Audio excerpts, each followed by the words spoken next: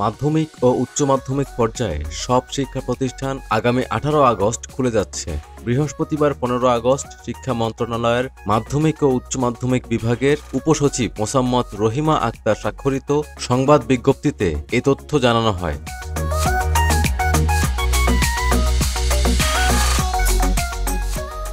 এতে বলা হয়, শিক্ষা প্রতিষ্ঠানসমূহ খুলে দিয়ে শিক্ষা কার্যক্রম শুরু করার জন্য প্রধান উপদেষ্টা নির্দেশ দিয়েছেন।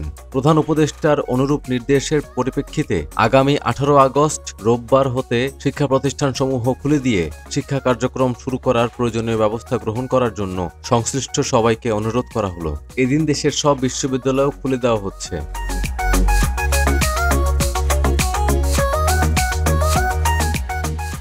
সরকারি চাকরিতে কোটা সংস্কারের দাবিতে শিক্ষার্থীদের আন্দোলন গণ আন্দোলনের রূপ নেয়ার পর গত 16 আগস্ট অনির্দিষ্টকালের জন্য স্কুল কলেজ সহ সব শিক্ষা প্রতিষ্ঠান বন্ধ ঘোষণা করা হয়।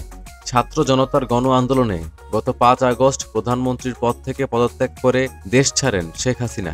এর মাধ্যমে তার 15.5 বছরের শাসনের অবসান হয়। শেখ হাসিনা সরকারের পদত্যাগের পর অন্তর্বর্তী সরকারের প্রধান হিসেবে দায়িত্ব নেন নোবেল বিজয়ী ডক্টর মোহাম্মদ ইউনূস।